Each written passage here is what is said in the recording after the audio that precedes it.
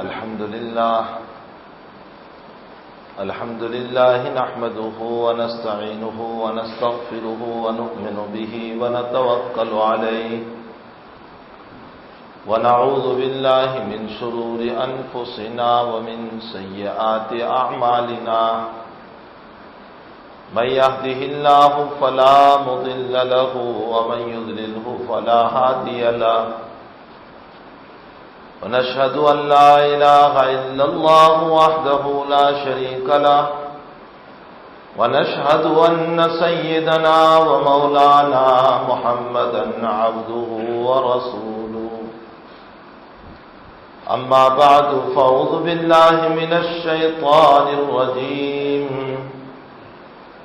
بسم الله الرحمن الرحيم الف لام میم ذلك الكتاب لا ريب فيه هدى للمتقين الذين يؤمنون بالغيب ويقيمون الصلاة ومما رزقناهم ينفقون والذين يؤمنون بما أنزل إليك وما أنزل من قبلك وبالآخرة هم يوقنون وقال النبي صلى الله عليه وسلم إذا مات حامل القرآن قال الله تعالى لأرضه لا تأكل جسده قالت الأرض يا رب كيف أأكل جسده وفي قلبه كلامك او کما قال صلی اللہ علیہ وسلم۔ واجب التکریم حضرات علماء کرام، بزرگوں، بھائیوں، دوستوں، عزیزوں، ہمارا آپ کا سب کا جمع ہونا ایک عظیم الشان کتاب کی برکت سے ہے۔ دنیا میں محفلیں، مجمع کی کمی نہیں ہے۔ اسی وقت میں جس وقت ہم یہاں جمع ہیں، نہ معلوم دنیا میں کہاں کہاں مجلسیں ہو رہی ہوگی، لیکن اکثر مجلسوں کا تعلق ناچگان سے ہوگا۔ اللہ اس کی یادوں میں، رسول اس کے تذکروں میں، اس کی کتاب کے تذکرے میں مجلس الا ماشاء اللہ ہوگی۔ حضرت تعالی شانہ نے ہم کو آپ کو نسبت قرآنی پر جمع فرمایا، یہ اس مالک کا عظیم ترین احسان ہے۔ اللہ نے سب سے پہلے مدرسہ قائم کیا، اور اللہ کا مدرسہ آسمانوں میں تھا۔ یہ سب سے پہلا مدرسہ ہے اللہ کا۔ اللہ کے مدرسے کے 3 طالب علم تھے۔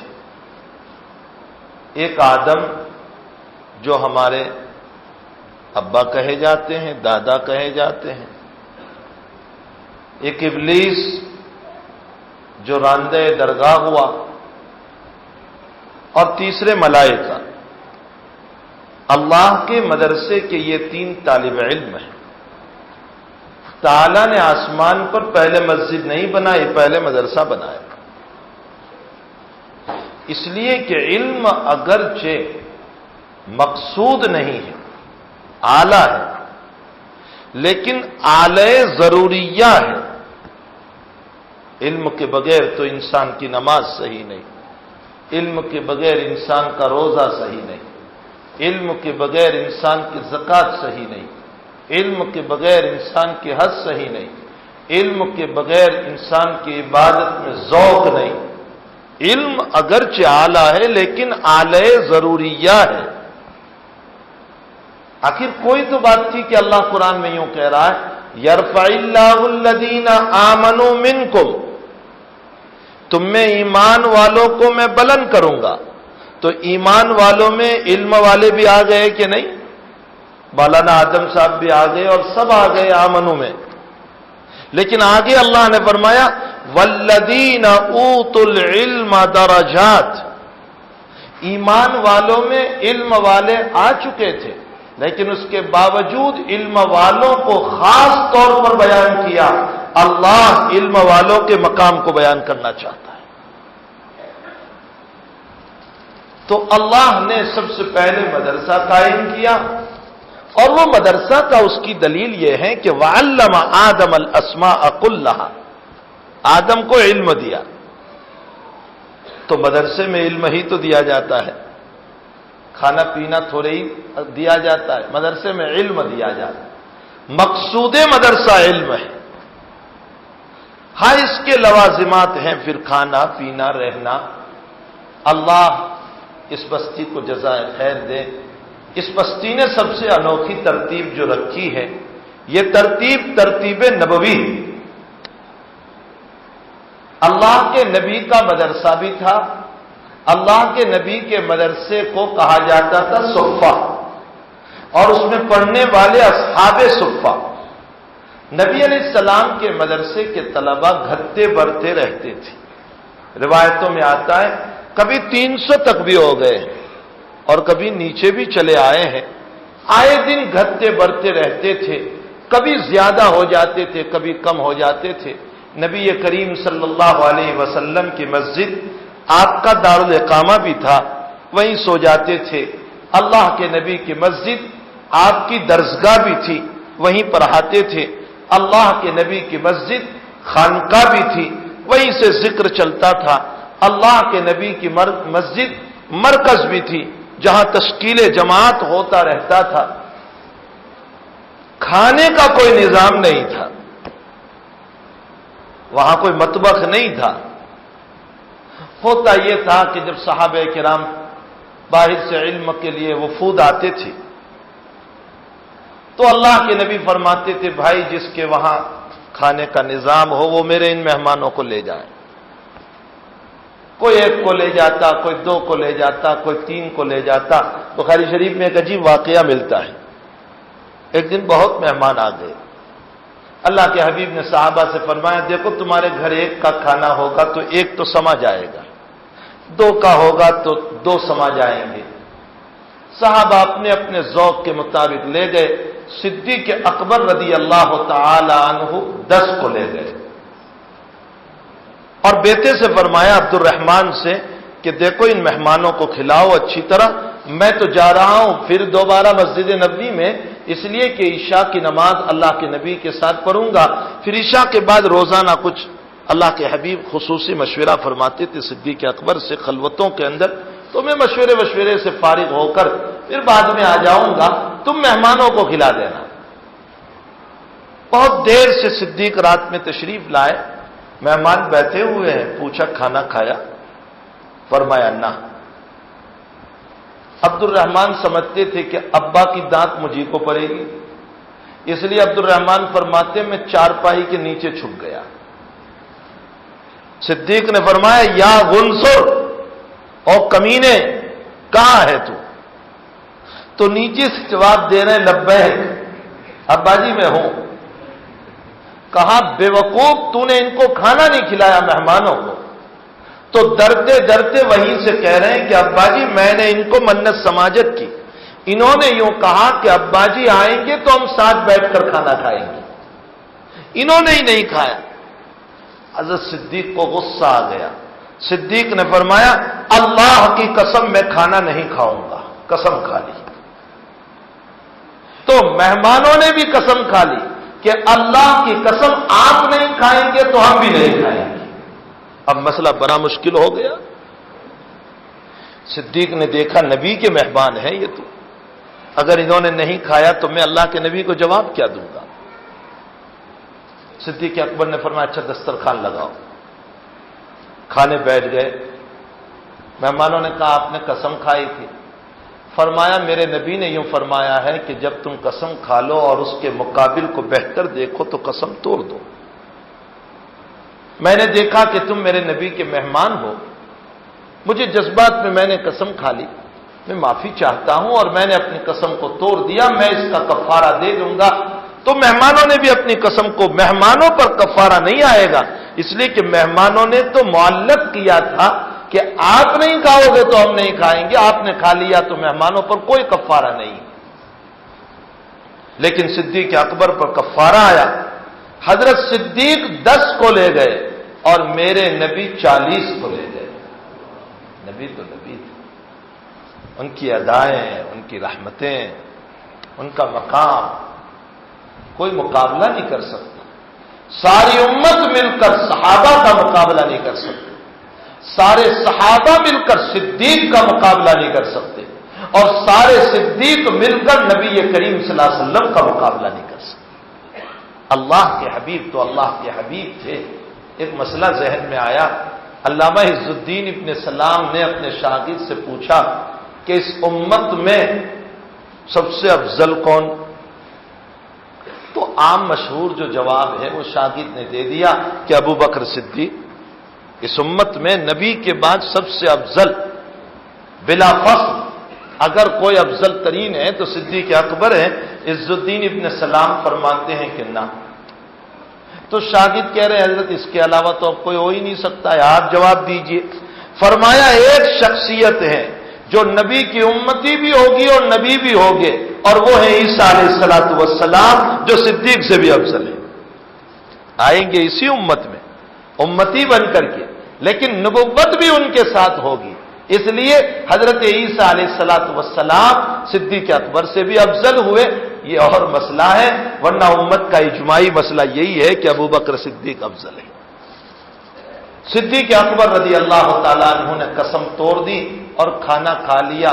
بتانا مجھے یہ ہے کہ صحابہ کا معمول بھی یہی تھا کہ اللہ کے نبی کے مہمانوں کو اپنے مکان لے جاتے تھے، کھانا کھلاتے تھے۔ یہ بستی والوں نے وہی انداز قائم کیا ہے، قائم رکھا ہے۔ میں اس سے پہلے بھی جب آیا تھا تو مولانا نے مجھے بتایا تھا، میں نے آج بھی پوچھا تو کہا یہی ترتیب ہے۔ اللہ آپ کے گھروں کو انوار سے بھر دے، اللہ آپ کے گھروں کو برکتوں سے بھر دے۔ یاد رکھو آپ نسبت قرآنی پر کھلا رہے ہیں، اور امام غزالی نے احیاء علوم الدین میں لکھا ہے کہ جنہوں نے قرآن کی تعظیم کی یا قرآن والے کی تعظیم کی، اللہ اس کے گھر سے اہل اللہ پیدا فرماتے ہیں، اللہ والے پیدا فرماتے ہیں۔ یہ عظیم الشان کارنامہ ہے۔ میں مبارکباد دیتا ہوں اس بستی کو کہ جنہوں نے یہ نظام قائم کیا ہے۔ قسم کا مسئلہ آیا، حضرت عائشہ کی ایک روایت میرے ذہن میں آئی۔ حضرت عائشہ رضی اللہ تعالی عنہا ایک مرتبہ آپ کے بھانجے حضرت عبداللہ ابن زبیر رضی اللہ تعالی عنہ کہنے لگے کہ خالہ جان بہت سخاوت کرتی ہے، رکھتی ہی نہیں، جو آیا دے دیتی ہے، جو آیا دے دیتی ہے، بریک لگانی چاہیے۔ مجبور کروں گا اب میں، چونکہ کچھ وقت عبداللہ ابن زبیر کی خلافت آئی ہے، کہا میں خالہ جان کو نہیں دینے دوں گا۔ حضرت عائشہ رضی اللہ تعالی عنہا کو پتہ چل گیا، کہا تو کون مجھے روکنے والا، میری سخاوت پر کون بریک لگانے والا؟ حضرت عائشہ نے قسم کھا لی کہ میں زندگی بھر تجھ سے نہیں بولوں گی، شریعت کے خاطر زندگی بھر قطع تعلق جائز ہے، اپنے ذاتی معاملات کے خاطر نہیں۔ ہمارے قطع تعلق ذاتی معاملات کی بنیاد پر۔ اگر کوئی اولاد نافرمان ہے، باغی شریعت ہے، دین کی بغاوت کرتی ہے، اور باپ پوری زندگی قطع تعلق کر لیں، جائز ہے۔ عبداللہ ابن عمر کے بیٹے کے سامنے عبداللہ ابن عمر نے حدیث بیان کی، بیٹے کنکری سے مت کھیلو، نہ شکار ہوگا نہ نفع ہوگا، کسی کی آنکھ پھوٹ جائے گی، اور میرے نبی نے کنکریوں سے کھیلنے سے منع فرمایا ہے۔ بیٹا کہنے لگا ابا جی کیا تم بھی چھوٹی چھوٹی باتوں میں حدیث بیان کرتے رہتے ہو؟ فرمایا میرے نبی کے کلام پر تو یہ اشکال کر رہا ہے، زندگی بھر قطع تعلق کر لیا، پوری زندگی نہیں بولے، شریعت کے خاطر قطع تعلق کر لیں۔ حضرت نبی کریم صلی اللہ علیہ وسلم نے تبوک میں نہ جانے والے 3 صحابہ سے 50 دن تک بائیکاٹ کیا یا نہیں کیا؟ کعب ابن مالک رضی اللہ تعالیٰ عنہ، ہلال ابن امیہ رضی اللہ تعالیٰ عنہ، مرارہ ابن ربیع رضی اللہ تعالیٰ عنہ، 50 دن تک اللہ کے نبی نے بائیکاٹ فرمایا. طویل واقعہ ہے. فضائل اعمال میں ہمارے حضرت شیخ نے فضائل حکایات صحابہ میں اس کو نقل کیا ہے. لمبا واقعہ ہے، آپ نے بار بار سنا، اور اس سے بڑے مسائل کا استنباط ہیں. 2.5 صفحے کا یہ واقعہ امام بخاری نے بھی نقل فرمایا ہے.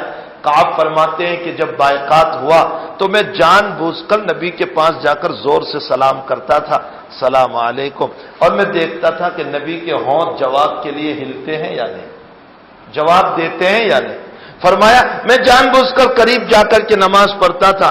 جب میں دیکھتا حضرت کو تو حضرت اپنا منہ پھرا لیتے تھے، اور جب میں نماز پڑھتا تھا تو اللہ کے نبی میری طرف دیکھتے تھے.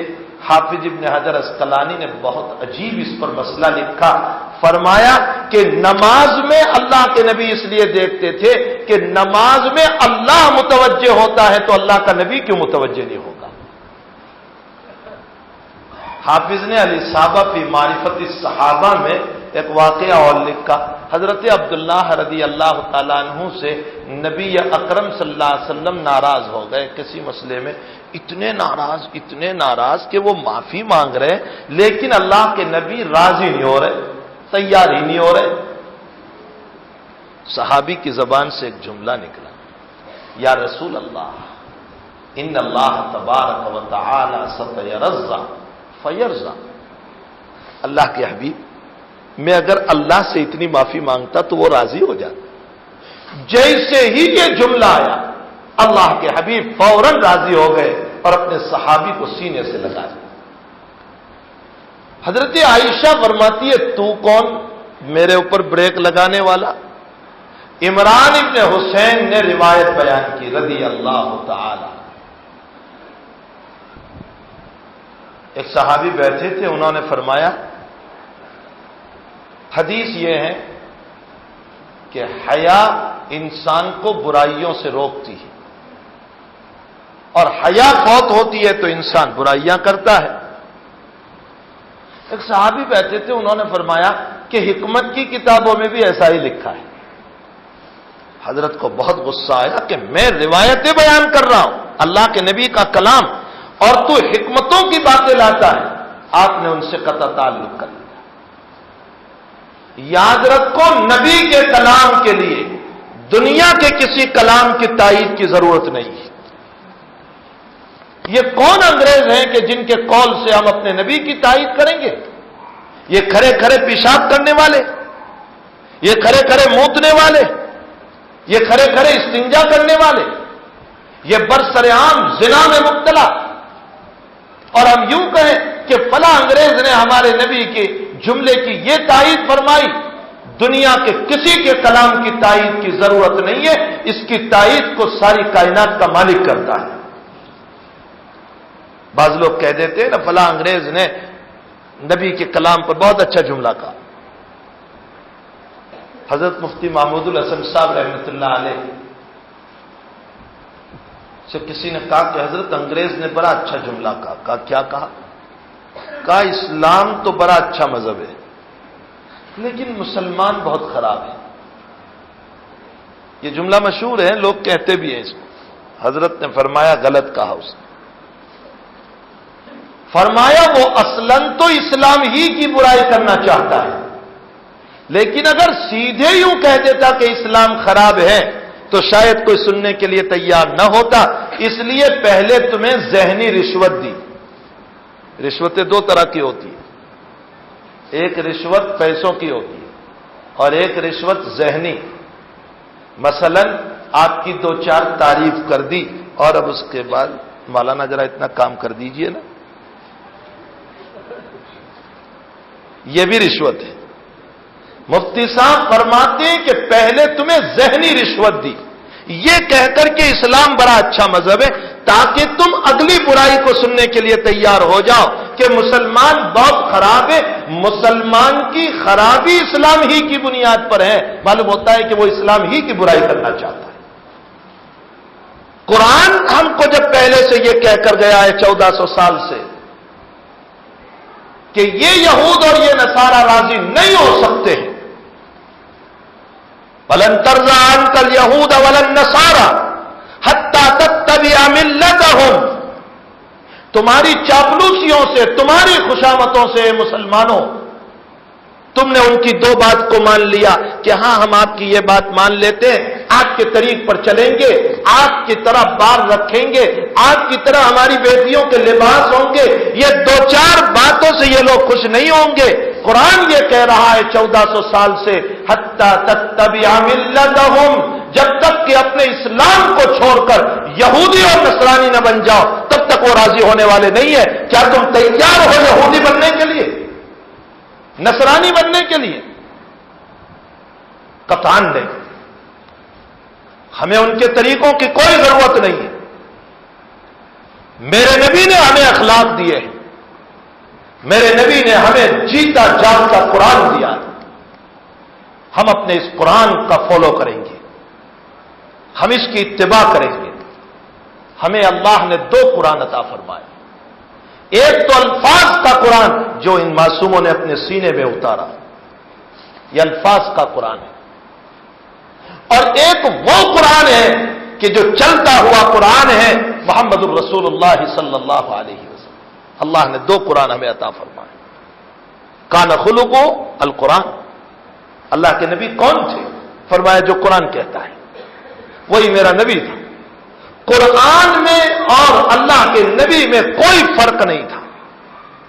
अल्लाह ने हमें दो कुरान दिए हैं, एक तो अल्फाज का कुरान और एक मानी का कुरान।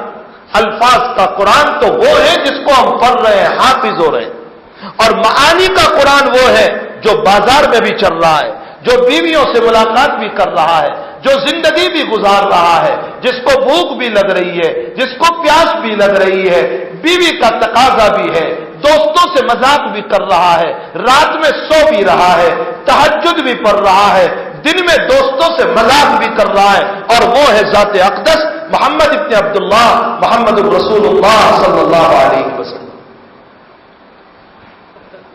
आपने हमें जिंदगी गुजारने के सारे सलीके तरीके अता फरमा दिए। एक बहुरूपिया था, अपने गले में हार पहनकर चलता था। उसके दोस्त ने कहा कि हार मुझे दे दे। वो कहने लगा कि इसी हार की वजह से तो लोग मुझे बहुरूपिया समझते हैं, पागल समझते हैं, अगर तुझे दे दूंगा तो मुझे कौन बहुरूपिया समझेगा।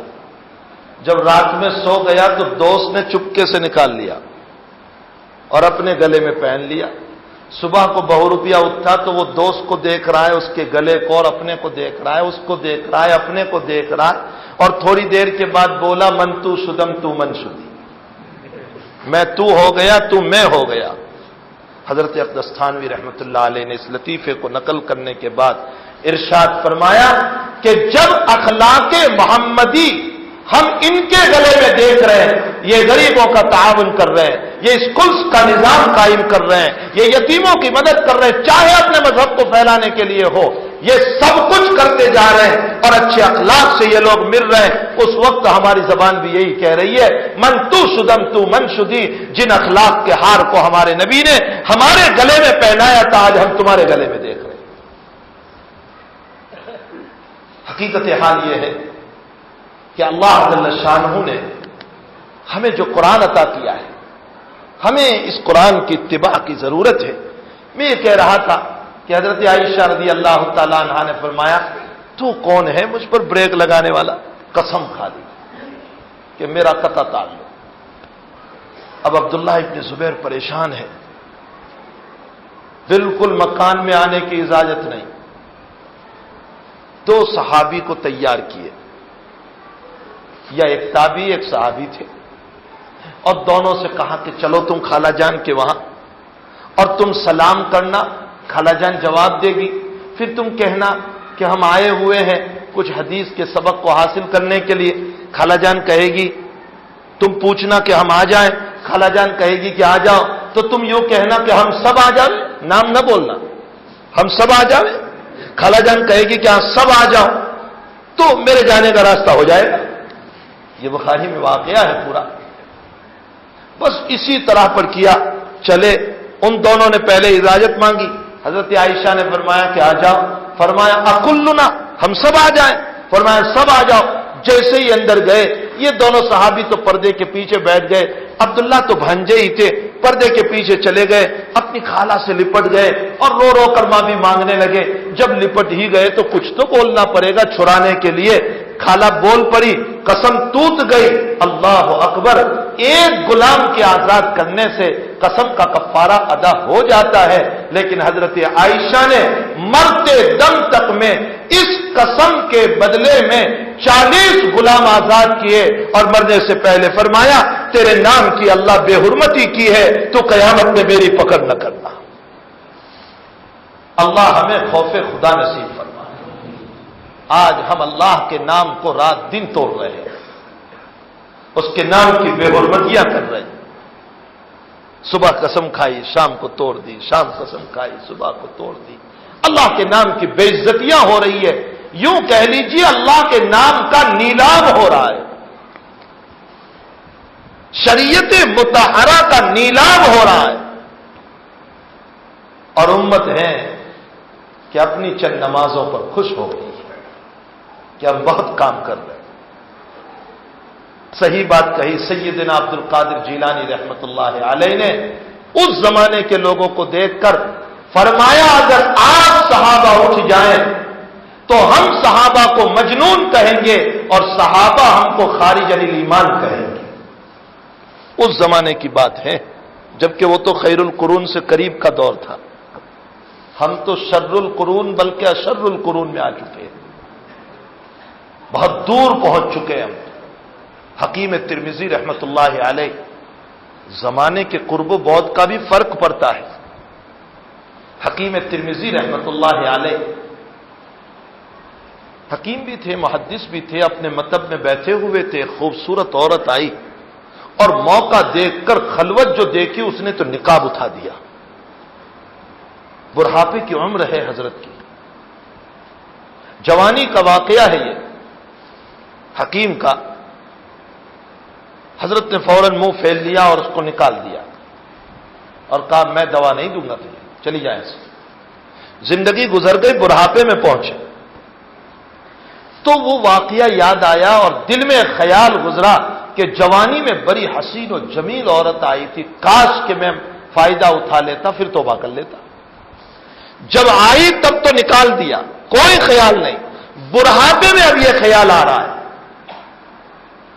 لیکن خیال آتے ہی بہرحال محدث ہیں حکیم ترمذی رحمت اللہ علیہ، آپ کی مشہور حدیث کی کتاب ہے، آپ نے رونا شروع کیا اور روتے روتے رات میں نیند آ گئی۔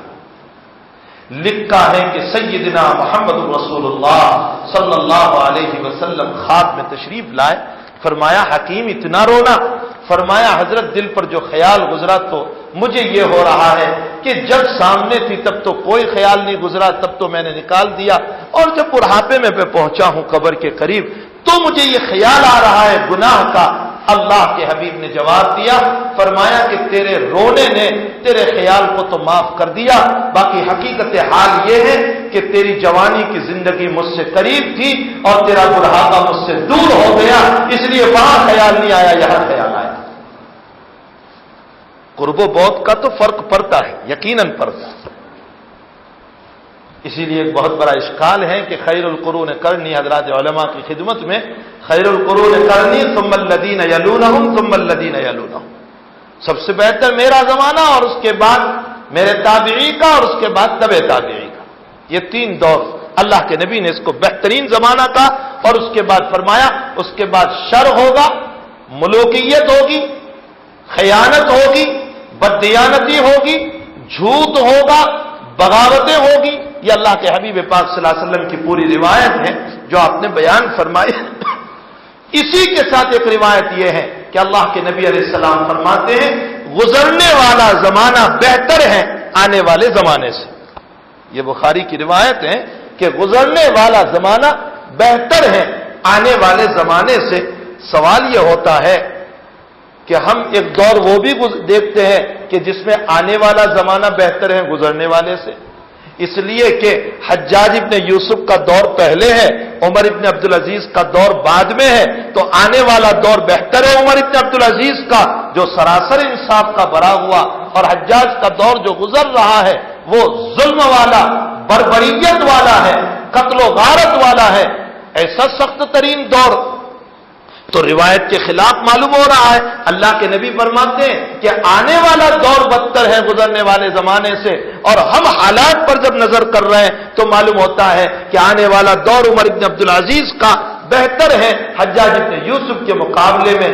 حافظ ابن حجر اسقلانی اس کا جواب دیتے ہیں، فرمایا یہاں مجموعیت کے اعتبار سے مراد ہے، اور مجموعیت کے اعتبار سے حجاج کا زمانہ بہتر ہے عمر ابن عبدالعزیز کے زمانے کے مقابلے میں، اس لیے کہ حجاج کے زمانے میں صحابہ موجود تھے، عمر ابن عبدالعزیز کے زمانے میں کہاں ہے. مجموعیت کے اعتبار سے حجاج کا زمانہ بہتر ہے اگلے دور کے مقابلے میں. تو بہرحال میں یہ کہہ رہا تھا کہ قرآن کریم ایک عظیم الشان کتاب ہے. آپ لوگ جو ان بچوں کی خدمت کر رہے ہیں، اللہ آپ کو جزائے خیر عطا فرمائے. یہ ترتیب نبوی ہے، یہ ترتیب صحابہ ہیں. حضرات صحابہ نے اسی طرح اللہ کے نبی کے مدرسے میں پڑھنے والے بچوں کو کھلانے پلانے کا انتظام فرمایا تھا. یہ ایک عظیم ترین کتاب ہے جو اللہ جل شانہ نے ہمیں عطا فرمائی. ہر نبی کو اللہ نے معجزات عطا فرمائے، تمام نبیوں کو. ہمارے نبی علیہ السلام کو بھی بے شمار معجزات. کتنے معجزات؟ علامہ سیوطی رحمۃ اللہ علیہ نے کتاب لکھی خصائص الکبریٰ، اور اس میں 300 معجزات ذکر فرمائے. امام بیہقی رحمۃ اللہ علیہ نے کتاب لکھی دلائل الکبریٰ، اور 1000 معجزات ذکر فرمائے. 1-2 نہیں، 1000. اور اخیر میں لکھتے ہیں میرے علم کے مطابق ہے، ورنہ نبی کے معجزات اس سے بھی زیادہ ہے. لیکن ہر نبی کا معجزہ نبی کے ساتھ چلا گیا. ہمارے نبی کے معجزات بھی ہمارے نبی کے ساتھ چلے گئے. شق کمر کا معجزہ اب آپ کو نظر نہیں آئے گا، چاند کے 2 ٹکڑے. کنکریوں کا سلام کرنا اب آپ کو نظر نہیں آئے گا، کنکریوں کا سلام کرنا. درختوں کا حضور کے اشارے پر چلنا، جیسا کہ مشکات کی روایت میں، اب نظر نہیں آئے گا. تمام معجزات میرے نبی کے ساتھ چلے گئے. موسیٰ کے معجزات موسیٰ کے ساتھ چلے گئے. عیسیٰ علیہ السلام کے معجزات عیسیٰ کے ساتھ چلے گئے.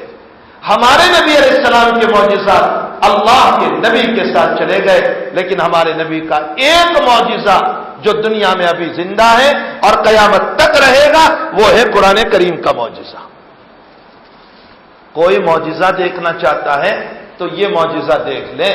معجزہ کا معنی ہوتا ہے عاجز کر دینا. قرآن ایسا معجزہ ہے جس نے 1400 سال گزر گئے، سب کو عاجز کر دیا اور قیامت تک عاجز کرتا رہے گا. دنیا بھر کے لوگوں نے اس قرآن کا مقابلہ کرنا چاہا، آج تک اس قرآن کے برابر کوئی کتاب نہیں بنا سکا. سب سے زیادہ ناز عربی زبان پر اگر کسی کو تھا تو عرب کے عربوں کو تھا، اور ان کی فصاحت و بلاغت والی زبان. مدرسے میں آئیے تو آپ کو ایک کتاب ملے گی، 7 معلقہ. یہ 7 معلقہ کیا ہے؟ یہ عرب دور جاہلیت میں جب حج کرتے تھے تو مینا میں ان کا مشاعرہ ہوتا تھا.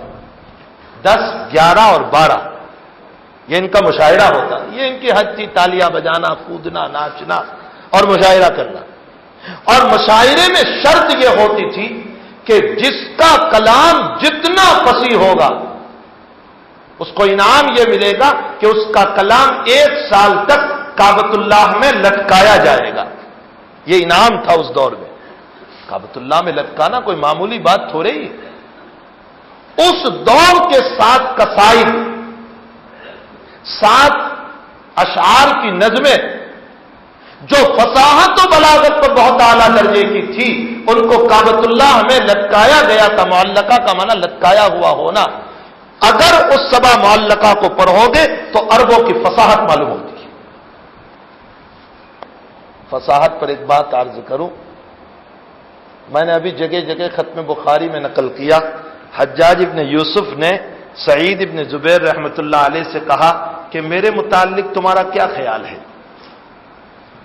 اب کیا کہیں؟ اگر یوں کہہ دے کہ عادل ہے تو غلط، ظالم تھا وہ تو، اور اگر یوں کہہ دے کہ ظالم ہے تو پھر تیار ہو جائیں گردن کتانے کے لیے. کیا کہیں آخر. سعید ابن زبیر نے فرمایا انت القاسط العادل. لوگوں نے کہا حضرت قاسط کے دو معنی، ظالم بھی ہوتا ہے عادل بھی ہوتا ہے. تو آپ نے آگے عادل کا لفظ لا کر قاسط کا ترجمہ عادل سے کر دیا. تو آپ نے تو اس کی تعریف کر دی کہ بڑا انصاف والا ہے. آپ نے خاموخواہ کے لیے اس کی تعریف کی، ظالم کی تعریف آپ نے کی. حجاج بہت بڑا ادیب ہے، کہنے لگا میری تعریف نہیں کی ہے، میری برائی کی ہے. کہا کیسے؟ کہا جو قاسط کہا ہے نا، اس سے مراد لیا ہے انہوں نے قرآن کی آیت کو وَأَمَّا الْقَاسِطُونَ فَكَانُوا لِجَهَنَّمَ حَطَبًا.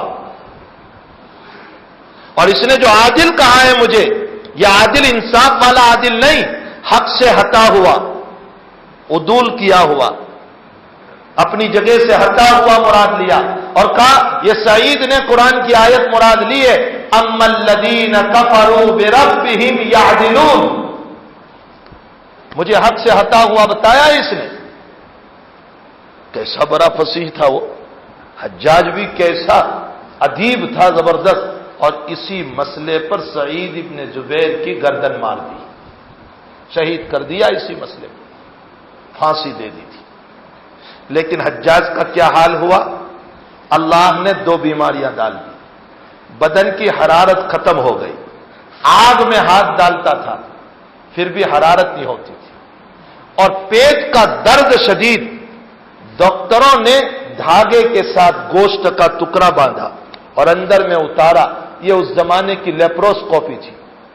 اندر میں اتارا اور پھر اس کو کھینچا تو اس کے ساتھ کیڑے نکلے. حضرت حسن بصری کے پاس پہنچا دعا کے لیے تو حضرت نے فرمایا میں نے تجھے منع نہیں کیا تھا کہ سعید کو نہ ستانا، اس کا اللہ کے ساتھ بڑا گہرا تعلق ہے، اس کی آہیں تجھے لگ گئی ہے. حجاج کی اسی میں موت ہو گئی. اہل اللہ کو ستانے کا مسئلہ کوئی معمولی نہیں ہوا کرتا ہے.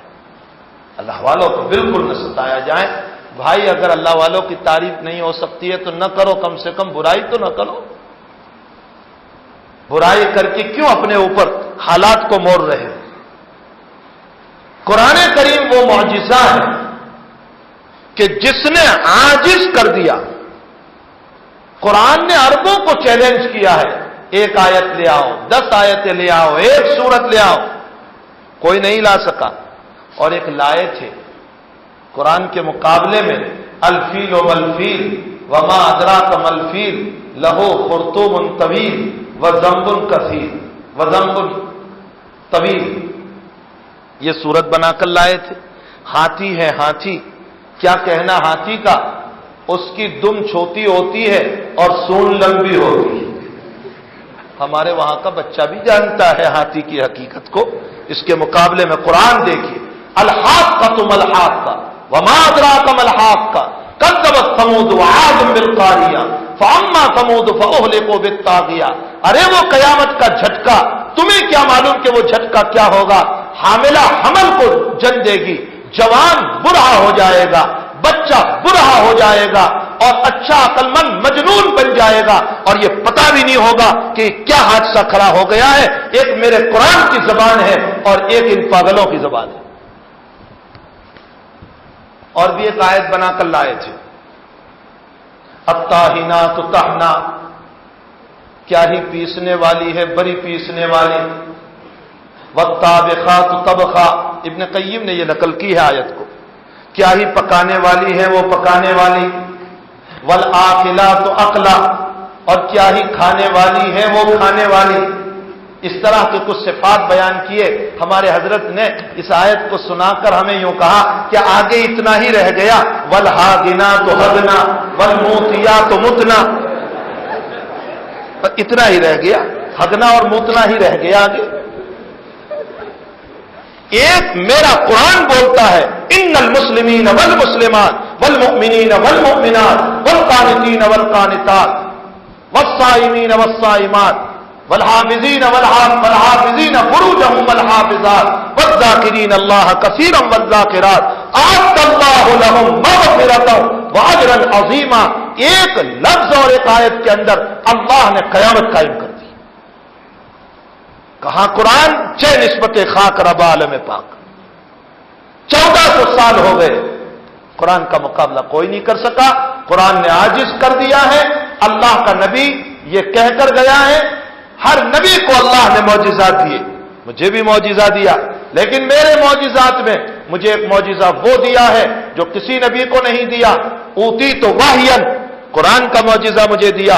اور آگے اللہ کے نبی فرماتے ہیں مجھے امید ہے کہ میرے اس معجزے کی بنیاد پر میری امت میں مسلمانوں کی کثرت ہوگی، اس لیے کہ میرا معجزہ قیامت تک جب رہے گا تو اس کے دیکھنے والے بھی زیادہ ہوں گے، اور جب دیکھنے والے زیادہ ہوں گے تو ایمان لانے والے بھی زیادہ ہوں گے، اور جب ایمان لانے والے زیادہ ہوں گے تو قیامت کے دن تمام امتوں کے مقابلے میں سب سے زیادہ میری امت جنت میں جانے والی ہوگی۔ کتنے جانے والے ہوں گے؟ مسلم شریف کی روایت میں کتنے جنت میں اس امت کے ہوں گے؟ آقا فرماتے ہیں کل جنت میں جانے والی 120 صفیں ہوگی قیامت کے دن، کل 120 صفیں۔ اب وہ سب ہماری مسجد کی نہ سمجھنا، جس میں 100 آدمی آوے تو ہم کہتے بہت بڑی مسجد، اللہ ہی بہتر جانتا ہے کہ وہ سب کتنی بڑی ہوگی۔ جنت کے دروازوں کا بیان جب اللہ کے نبی فرماتے ہیں نا، فرماتے ہیں من مدینہ الی عراق، ایک دروازہ مدینے سے عراق کے برابر ہوگا۔ کبھی فرمایا من مدینہ الی ری، جہاں کے علاقے کا آدمی ہوتا تھا نا اللہ کے نبی وہیں کی مثال دیتے تھے تاکہ بات سمجھ میں آئے۔ پالنپور کا آدمی ہوتا تو پالنپور کی مثال دیتے کہ احمد آباد سے لے کر پالنپور تک کا، جس علاقے کا آدمی ہوتا تھا سمجھانے کے لیے تاکہ بات ذہن نشین ہو جائے۔ آقا صلی اللہ علیہ وسلم اسی لیے سمجھاتے تھے تاکہ ذہن نشین ہو جائے، اسی لیے میرے نبی نے کتنی اچھی ایک مثال دی، امثلہ سے میرے نبی بہت سمجھاتے تھے۔ فرمایا مثلی ومثل ما بعثني الله بالعلم والهدى كمثل الغيث، فرمایا میری اور میری شریعت کی مثال ایسی ہے جیسے بارش۔ میرے آقا نے اتنی بہترین مثال دی، میری اور میری شریعت کی مثال ایسی ہے جیسے بارش، بارش کا پانی۔ کیا مطلب بارش کے پانی کا؟ آقا اس میں کیا کہنا چاہتے ہیں؟ بارش کے پانی میں اشارہ کرنا چاہتے ہیں کہ جیسے اے لوگوں پانی کے بغیر زندگی نہیں گزر سکتی، اسی طرح میری شریعت کے بغیر بھی زندگی نہیں گزر سکتی۔ زبردست تشبیہ ہے اس کے اندر۔ دوسری ایک وجہ تشبیہ، حضرات محدثین فرماتے کہ پانی کی حقیقت یہ ہے ساری دنیا کی چیزیں کھا پی لو لیکن پیاس تو پانی سے بجھتی ہے۔ آئس کریم کھا لو کہتے پانی لاؤ، 7 اپ پی لو کہتے پانی لاؤ۔ ارے بھائی ٹھنڈا پیا اور پانی مانگ رہے، وہ کہتا ہے پیاس تو پانی سے بجھتی ہے۔ اللہ نے اپنی شریعت کی مثال بارش کے صاف شفاف پانی سے دے کر اشارہ فرمایا کہ جیسے ظاہر میں دنیا بھر کی چیزیں کھا لو پی لو لیکن پیاس پانی سے بجھتی ہے، اسی طرح ساری دنیا تم حاصل کر لینا اور ساری دنیا کی ڈگریاں تم لے لینا لیکن تمہارے دل کی تسکین تو میری شریعت ہی سے ہونے والی ہے۔ میری شریعت کے بغیر تسکین نہیں ہوگی، تم بڑے سے بڑے عہدے پر پہنچ جاؤ، ایئر کنڈیشن مکان بنا لو، ساری دنیا کما لو، لیکن تمہیں راتوں کی نیند کے لیے تو میری شریعت کی ضرورت رہے گی، تمہارے گھروں کے سکون کے لیے میری شریعت کی ضرورت رہے گی۔ اور آگے ایک اور بات اس میں محدثین کیسے کھولتے ہیں روایتوں کو، فرمایا اس میں اس بات کی طرف بھی اشارہ ہے کہ بدن سے پانی نکل جاتا ہے تو انسان کمزور پڑ جاتا ہے۔ اگر آپ کو ڈائریا لگ جائے، دست ہو جائے جس میں بے دست پا ہو جائے، ہاتھ پاؤں ختم ہو جائے، صبح کو کوئی کہے کہ چلو چلنا ہے تو آپ کہیں گے بھائی بہت کمزوری ہے، بدن کا سارا پانی نکل گیا ہے۔ نبی علیہ السلام یہ بتانا چاہتے ہیں کہ جیسے ظاہری پانی کے بدن سے نکل جانے سے تمہیں ظاہری کمزوری آ گئی ہے، اگر میری شریعت کا پانی تمہارے اندر سے نکل گیا تو تمہاری روح اتنی کمزور ہو جائے گی کہ کہیں ایسا نہ ہو کہ اللہ تمہارے ایمان کو سلب نہ کر دے۔ اللہ کے نبی کی مثال میں بڑے کمال کی باتیں ہوا کرتی، آقا امثلہ سے سمجھاتے. ایک مرتبہ ارشاد فرمایا، وقت نہیں ہے ورنہ میں امثلہ ہی پر بات کرتا. ایک مرتبہ آپ نے ارشاد فرمایا، کبھی کبھی خیر شر لے کر آتا ہے. تو صحابہ کہنے لگے، اوا یات الخیر الشر، خیر کے ساتھ بھی شر آ سکتا ہے؟ فرمایا ہاں آ سکتا ہے. اب نبی مثال دے رہے، ایک جانور کو جنگل میں چھوڑ دو، ہرا ہرا گھاس ہے، بارش برس رہی ہے اور جانور کھاتا جا رہا ہے کھاتا جا رہا ہے، نہ تھوڑی دیر رک کر کے چگالی کرتا ہے چباتا ہے، نہ پیشاب پخانہ کرتا ہے، نہ تھوڑی دیر کھڑا رہتا ہے، بس کھاتا ہی جاتا ہے کھاتا ہی جاتا ہے. تو نتیجہ یہ نکلے گا کہ کوکھیں پھٹ جائے گی اور مر جائے گا. اور ایک جانور وہ ہے جس نے کھایا، تھوڑی دیر دھوپ میں کھڑا رہا اور چگالی کی، چبایا، پیشاب پخانہ کیا، پھر کھانا شروع کیا، پھر تھوڑی دیر کھڑا رہا، پھر چبایا اور پیشاب پخانہ کیا، نکال دیا اور پھر کھانا شروع کیا. یہ جانور کبھی ہلاک نہیں ہوگا. میرا نبی اب مثال دے رہا ہے، مال سراسر خیر ہے، لیکن جو آدمی جمع کرتا چلا گیا چاہے حلال کے راستے ہی سے کیوں نہ ہو، کرتا چلا گیا اور اس کو نکالا نہیں، تو نتیجتاً یہ مال اس کے لیے شر لے کر کے آئے گا. لیکن جس نے مال کو جمع بھی کیا، خرچ بھی کیا، جمع بھی کیا، خرچ بھی کیا، اللہ کے راستے میں بھی دیا، آگے سے لیتا بھی رہا، پیچھے سے دیتا بھی رہا، تو یہ مال اس کے لیے خیر لے کر آئے گا.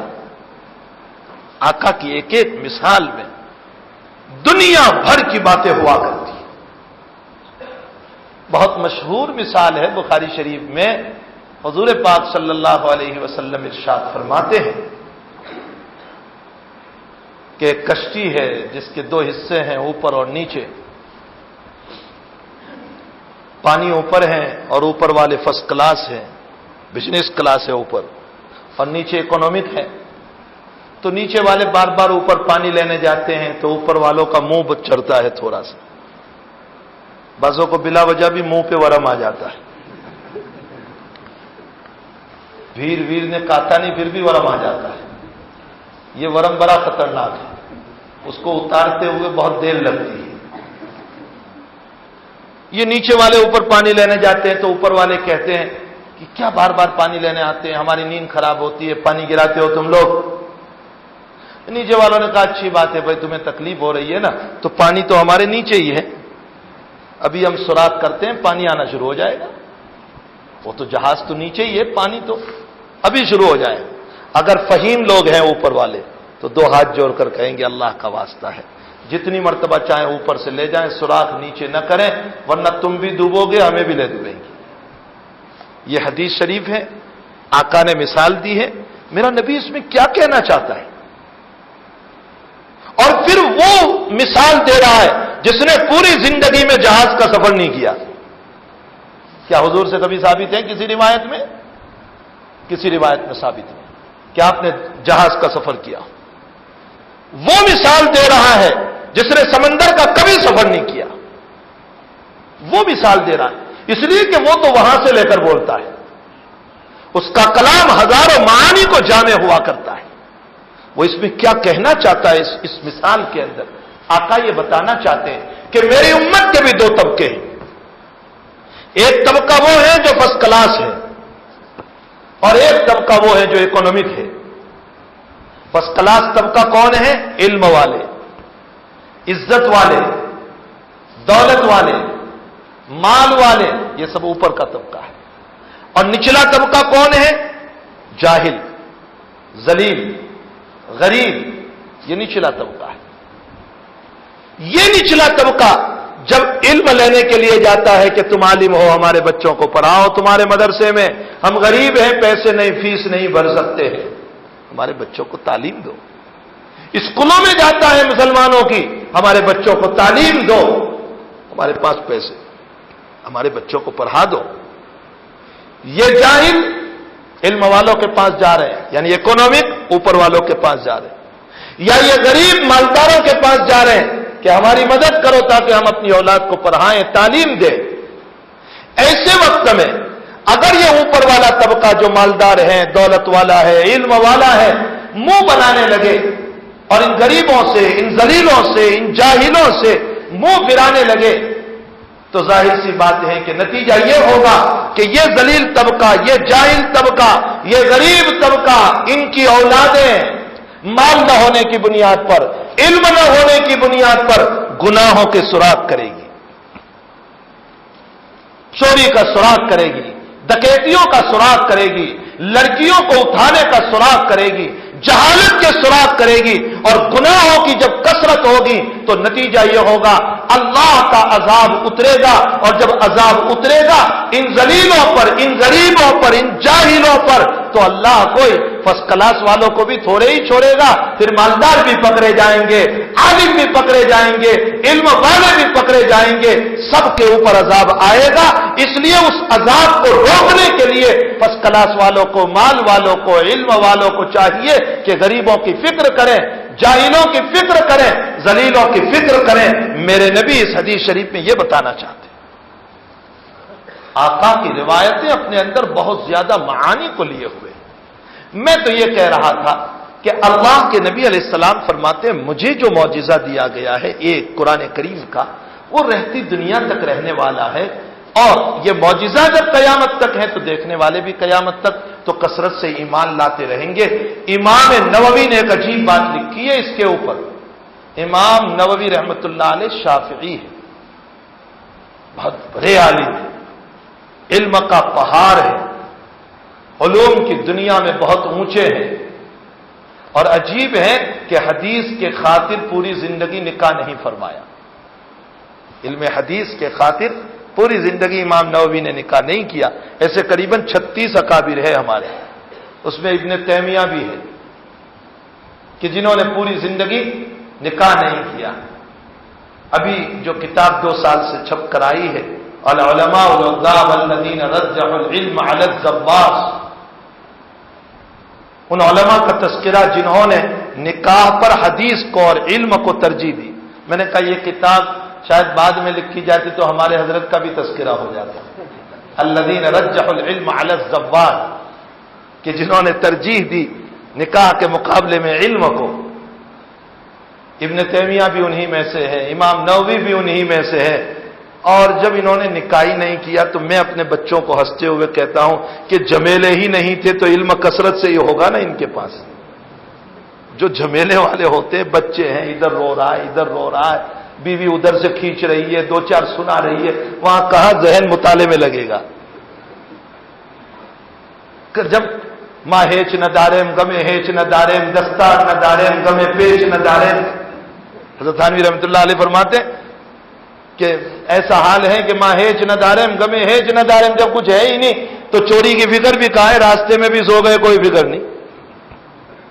دستار نہ داریم غمے پیچ نہ داریم، پگڑی ہی نہیں ہے کہ لپیٹنے کی فکر ہو، تو کچھ تھا ہی نہیں ان کو، تو علم بھی ان کا اتنا ہی پختہ ہوگا۔ بہرحال لیکن انہوں نے اپنی زندگی کو قربان کر دیا علم حدیث کے لیے، علم نبوی کے لیے۔ اللہ کی طرف سے لاکھوں سلام ہو ان بزرگوں کے اوپر، اللہ ان کے درجات کو بلند فرمائے۔ حضرت امام نووی رحمۃ اللہ علیہ حدیث شریف پر ارشاد فرماتے ہیں کہ تمام نبیوں کے معجزات کا تعلق رویت سے تھا، اور ہمارے نبی کے قرآنی معجزے کا تعلق عقل سے ہے، فہم سے، سمجھ سے۔ عصائے موسیٰ کا تعلق دیکھنے سے تھا، ید بیضا کا تعلق دیکھنے سے تھا، عیسیٰ علیہ السلام کے نابینا کو بینا کر دینا، مردہ کو زندہ کر دینا رویت سے تھا، اللہ کے نبی کے درختوں کو بلانا اور آ جانا رویت سے تھا۔ ان تمام کا تعلق رویت اور دیکھنے سے تھا۔ قرآن کریم کا تعلق یہ عقل اور فہم سے ہے، رویت سے اس کا تعلق نہیں ہے۔ امام نووی فرماتے ہیں کہ دیکھنے والے مسئلے میں جادوگری کا وہم ہو سکتا ہے، لیکن عقل کے مسئلے میں جادوگری کا وہم نہیں ہو سکتا۔ اس لیے موسیٰ کے معجزے پر جادوگری کا اطلاق ہوا، عیسیٰ کے معجزات پر جادوگری کا اطلاق ہوا، ہمارے نبی کے درختوں کے بلانے پر جادوگری کا اطلاق ہوا، لیکن ہمارے قرآن کے اوپر کسی نے جادوگری کا اطلاق نہیں کیا، اس لیے کہ اس کا تعلق عقل سے ہے۔ پھر دوسری بات یہ ہے کہ دیکھی ہوئی چیز کو ماننے کے بعد بھی انکار کی گنجائش ہو سکتی ہے، لیکن عقل سے سمجھی ہوئی چیز میں دوبارہ انکار کی گنجائش ہی نہیں ہو سکتی۔ اسی لیے یہود اور نصارہ بننے کے بعد بھی وہ مرتد ہو سکتے تھے، لیکن جب کوئی قرآن کو سمجھ کر اسلام لے آتا ہے تو دوبارہ کفر میں جانے کا سوال ہی پیدا نہیں ہوتا۔ آپ نے ابھی اخبار میں پڑھا ہوگا اور بہت موٹی سرخی میں آیا کہ انگلینڈ کے ماضی پرائم منسٹر ٹونی بلیئر کی سالی ایمان لے آئی، اس کی سالی ہے ایمان لے آئی، اور وہ خود پترکار تھی، اس لیے اس نے اپنے اخبار میں اور تمام اخباروں میں اپنا بیان دیا، اور بیان میں اس نے جو بات کہی ہے میں اس کو نقل کروں۔ اس نے بیان میں یوں کہا کہ میں نے جب قرآن کو پڑھا تو مجھے اس سے سکون معلوم ہوا، میں نے اس کو سمجھنے کی کوشش کی تو میرے قلب پر اور سکون ہوا، اس کے بعد میں نے قرآن کو تسلیم کر لیا، یعنی مان لیا، میں ایمان لے آئی تو مجھے اور سکون ہوا۔ لوگوں نے مجھے کہا مجھے عادت تھی رات میں شراب پینے کی، اور کوئی رات میری نہیں گزرتی تھی کہ میں بغیر شراب کے سوتی ہوں اور ڈانس کیے بغیر سوتی ہوں۔ لوگوں نے کہا کہ تجھے بغیر ڈانس اور شراب کے نیند کیسے آئے گی، لیکن وحدہ لا شریک کو میں گواہ بناتی ہوں کہ جب سے قرآن میرے اندر آیا ہے بغیر شراب کے اور بغیر ڈانس کے کچھ حروف میں قرآن کے پڑھ لیتی ہوں اور اللہ مجھ کو رات میں نیند عطا کر دیتا ہے۔ اور تعجب یہ ہے کہ اس نے انگلینڈ کے سارے اخبار میں بیان دیا، ایک ہلچل مچ گئی۔ میرے بھائیوں بات کڑوی ہے لیکن تھوڑی سی عرض کروں، اسلام دنیا میں بہت تیزی سے پھیل رہا ہے، آئے دن لوگ مسلمان ہوتے جا رہے ہیں، آئے دن مسلمان ہوتے جا رہے ہیں، بہت تیزی سے اسلام پھیلتا جا رہا ہے، یورپ میں، امریکہ میں، کینیڈا میں، دنیا بھر میں، اب کے ہندوستان میں بہت تیزی سے اسلام پھیلتا جا رہا ہے۔ بہت اچھی بات ہے، خوشی کی بات ہے، لیکن ہمارے لیے رونے کی بات ہے، اور رونا اس لیے ہے کہ کہیں ایسا تو نہیں ہو رہا ہے ہماری بغاوتیں، ہماری نافرمانیاں، ہماری نبی کی سنتوں کو چھوڑنا، شریعت سے بغاوت، اس کے نتیجے میں کہیں ایسا تو نہیں ہو رہا ہے کہ اللہ ہم کو ایمان سے نہ نکال رہا ہو اور اپنے دوسرے بندوں کو ایمان میں داخل نہ کر رہا ہو۔ ان تتولوا یستبدل قوما غیرکم ثم لا یکونوا امثالکم، ہم نام کے تو رہ جائیں گے قاسم محمد فلاں اور فلاں، ورنہ ایمان ہمارے اندر سے نکل چکا ہو۔ اس لیے ہمیں چاہیے کہ یہ جو کتاب قرآن کریم جو ہمیں اللہ تعالیٰ نے عطا فرمائی ہے، اس قرآن عظیم کی قدر فرمائیں، یہ عظیم دولت ہے، اگر ہم قدر نہیں کریں گے تو اللہ کسی کو اٹھا کر دے دے گا، وہ اس کی قدر کریں گے اور ان کے سینے میں قرآن کریم اترے گا اور وہ آئے دن حافظ بنتے چلے جائیں گے۔ آپ باہر نکلیے یورپ کی دنیا میں آج گورے مسلمان ہو کر کے قرآن کریم کو حافظ ہو رہے ہیں۔ میں بلا مبالغہ کہتا ہوں، میں نے کئی گوروں کے بچوں کو دیکھا کہ جو مسلمان ہو کر حافظ قرآن بنے، اللہ نے ان کے سینوں میں قرآن کو اتار دیا۔ اگر ہم اس کی قدر نہیں کریں گے اللہ تعالیٰ دوسروں کے حوالے کر دیں گے۔ روایت آئی تھی، میں اسی کو پوری کر لوں، فرمایا کہ میرے اس قرآن کی بنیاد پر قیامت کے دن سب سے زیادہ میرے ماننے والے ہوں گے، اور کتنے ہوں گے؟ آقا فرماتے ہیں کل 120 صف ہوگی، اور صف بھی کوئی معمولی نہیں، لمبی چوڑی صف ہوگی۔ اس 120 صفوں کے اندر 80 صف میری امت کی ہوگی اور 40 صفیں اگلے تمام نبیوں کی ملا کر ہوگی۔ جنت میں جانے والی اگلے سارے نبیوں کی ملا کر 40 صفیں اور ہماری امت، اس امت کی 80 صفیں ہوگی۔ اللہ نے یہ عظیم الشان کتاب عطا فرمائی ہے، رہتی دنیا تک یہ کتاب رہنے والی ہے۔ ہمیں چاہیے کہ اس قرآن کی خدمت کریں۔ خدمت یہ ہے کہ ہم اس کی تلاوت کریں۔ دیکھو مبارک مہینہ آ رہا ہے، بغیر مانگے اللہ ہم کو دے رہا ہے۔ ہم نے اس کے لیے دعا نہیں کی تھی، ہمارے نبی تو دعا کرتے تھے اللہم بارک لنا فی رجب و شعبان وبلغنا الی رمضان۔ ہم نے کوئی دعا نہیں کی، اللہ اپنے فضل سے دے رہا ہے۔ فضائل اعمال میں آپ نے پڑھا اور سنو گے دوبارہ کہ گزشتہ رمضان کے ختم ہونے کے بعد سے آنے والی رمضان کے لیے جنت کو سنوارا جاتا ہے. کتنا اہتمام ہو رہا ہے اس جنت کو، کتنا اہتمام ہو رہا ہے اس رمضان کے لیے. کیا ہم نے اہتمام کیا ہے رمضان کے لیے؟ ہمارا کوئی اہتمام.